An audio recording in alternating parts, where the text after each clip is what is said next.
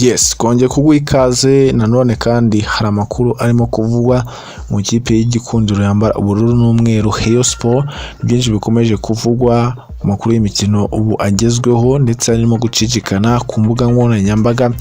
By'umwihariko ni ikinyamakuru gikomeye cyane dukuyeho iyi nkuru igihe cyatangaje transfer idasanzwe mu kipe Rayon Sport. By'umwihariko abariyo mugomba kuba maso kugira ngo mwumve iyi nkuru, nimuze duhurire hamwe, funga umukandara ubundi mubwiye amakuru arimo kuvugwa mu kipe y'Imana ikunzwe n'abatari bake hano ku isi, by'umwihariko cyane cyane mu gihugu cy'u Rwanda. Mbahaye ikaze aho uherereye hose mu bice byo mu Rwanda ndetse no hanze yarwo. Muhaye yambu nimba ari Bwambere, dushigikira ukanda subscribe kuri buto itukura kugira ngo utajya ucikanwa n'ibiganiro bitandukanye by'imikino tuzategura umunsi ku munsi. Nyaboneka yikande taneza abantu avuga ko nkora amakuru y'ikipe ya Rayon Sport, naza nkora ikipe ya APRFC, niko abafana b'ikipe APRFC bamereye nabi cyane. Nimba ari umunye rayon nyakuri, shigikira Gikundiro info kugira ngo ujye uwa mbere mu update zitandukanye ku makuru abagezweho. Transit ingingo imwe ku yindi turaca ku ruhande, ese byifashe bite? Murundi Ami Cedric yaciye amarenga yo gusubira muri Rayon Sport ndetse ahabwa ikaze na mwene wabo mvukiyeho Imanuye Mwitamanu, ubu ukina mu kipe ya Rayon Sport ndetse agakina mu kipe nkuru y'Abarundi. Abinyujije ku mbuga nkoranyambaga ze, Cedric yaciye amarenga ko ashobora gusubira muri Rayon Sport, aho yashyizeho ifoto kuri Instagram avuga ko vuba cyane arasubiza mu kipe ye nyakuri. Yagize ati, vuba ndagaruka mu kipe yanjye nyayo, mvukiye Imanuye ukina hagati mu kibuga muri Murera. Yahise asubiza ubwo ubutumwa bwabaga bugeze kuri iyo Instagram amuha ikaze. By'umwihariko ni reaction nziza, umufana w'ikipe Rayon Sport hari ukuntu bita ubyakira, by'umwihariko ko ikipe Rayon Sport ikunzwe pe na bamwe mu bakinnyi baba bifuza gukora ibidasanzwe. Reka tukubwire bimwe mu biranga Ami Cedric. Abenshi mushobora kuba mwarabyumvishe mu bitangazamakuru bisa nkaho bitarimo kugaragaza ukuri neza cyane kwa Ami Cedric kugeza aho ubu ahagaze ute muri ekipe. By'umwihariko ubu umukinnyi wafasha ikipe Rayon Sport, icyo nicyo kibazo cya mbere abariyo bahita bibaza. Nubwo yanyuze mu kipe Rayon Sport, ni biki yakoze ndetse kugeza na n'ubu birimo gukanga ikipe ya APRFC mu gihe yaba asinye amasezerano n'ikipe Rayon Sport, by'umwihariko atanagoye ubuyobozi bw'ikipe Rayon Sport. Byose ugiye kubimenya 5 kuri 5. Cedric nta kipe afite ku kantu kanuta ahantu kuva uyu mwaka w'imikino watangira. Byumve neza, kuva uyu mwaka w'imikino watangira nibwo Ami Cedric atarafite ikipe. Umva, nyuma yo gutandukana ikipe ya Al Karasiya yo mu cyiciro cya kabiri muri Arabia Saudite. My friends, utumva ari icyiciro cya kabiri ukumva ko ari ikipe iciriritse. Ni ikipe n'ubundi umukinnyi wa mbere wo mu Rwanda uvuye mu ikipe ya APRFC urwika ikipe Rayon Sport itapfa kwigondera, aragenda agakina icyiciro cya kabiri muri Arabia Saudite, ariko byanaba ngombwa akajya mu cya gatatu.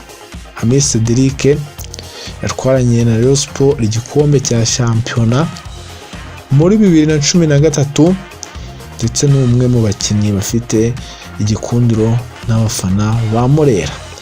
Muramuzi neza, abareyo bo ntabwo bamuva mu mutwe kuko yakoze ibidasanzwe muri ekipe ndetse n'umukinnyi ugaragaza urwego rw'imikinire ruri hejuru cyane, ku rwego rwo hejuru naho amwaye. mwita Ami Cedric. Welcome on Rayon Sport to support us fans to get a win.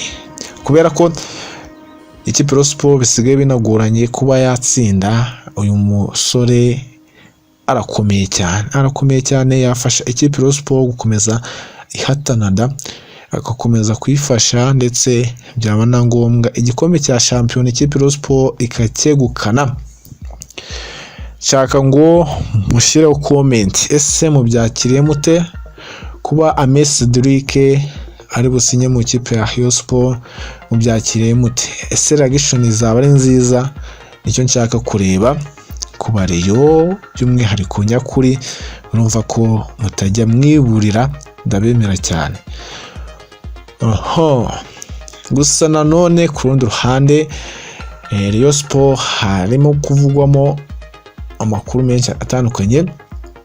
Ubwo umwaka w'imikino watangiraga, Rayon Sport yari ihagaze neza mu gice cy'ubusatirizi no hagati binyuze mu bakinnyi bayo barimo Aruna Musamajyariwa, Nzinga Nzinga, Ruvumbu na Joachim Ojera. Aba ni abakinnyi umusaruro wabo wabaye mwiza igihe shampiyona yatangiraga. Ikintu cyatunguranye ni uko ikipe Rayon Sport yagiye itakaza amanota mu buryo butumvikana neza, hashyirwa mu tangazamakuru abasifuzi. Ako kantu murakazi neza, kandika ahantu, kuko hari abasifuzi bagiye babaza ikipe Rayon Sport, tutibagiwe n'uherutse kubaza ikipe Rayon Sport akabikorera nkana Umutoni Aline, uwo umunota nawe ahantu mubwira akantu. Ubwo umutoza Hemene Serefani yirukanwaga, byari bisobanuye ko ikipe Rayon Sport igiye gukomeza gukora adapted kugira ngo yongere kujya muri mode yo gutsinda, ariko bisa nkaho bigoranye. Ikipe Rayon Sport ifatwa n'undi mutoza wungirije ari we Mohamed Wade, nako kandika aha, ariko kugeza ubu nawe byaje kugenda nabi, yitwaje umusifuzi nawe Abareyo barabipowa. Gusa nanone ikipe Rayon Sport nta mutoza mukuru, ntabwo yaba ekipe ikomeye. Bityo rero ubuyobozi bw'ikipe Rayon Sport ntabwo ujya urya indimi, umutoza araza arasinya. Gusa hari abatoza barimo guhabwa amahirwe ko bashobora gusinya mu ikipe ya Rayon Sport. Hari Patrick Usemus watoje ikipe ya Simba FC, uyu ni umutoza ufite CV iremereyeyo ni urucabana. Hari Robertinho wagejeje ikipe ya Rayon Sport mu matsinda muri 2018, aherutse kugeza ikipe ya Vipers anayuyubakiye yubwe mu matsinda. Mwibuke ikipe ya Vipers yaje gukina n'ikipe ya Rayon Sport kuri Rayon, murabyibuka neza ko yaturashe igitego kimwe ku busa.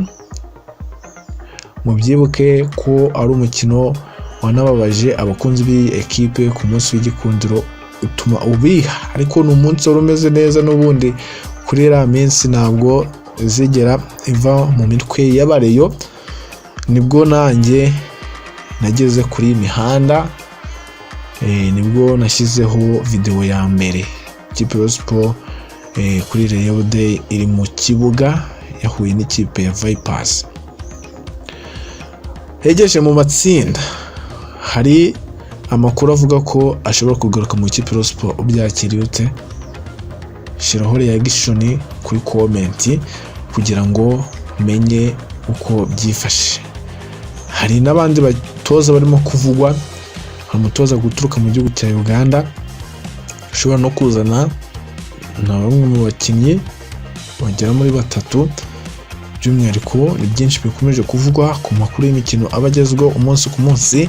Nimba ari ubwa mbere dushikiye ukana subscribe kuri bisugurukane no kunzige kugira ngo ujye wa mbere ubona updates zitandukanye ku makuru y'imikino abagezweho umunsi ku munsi. Ciao ciao.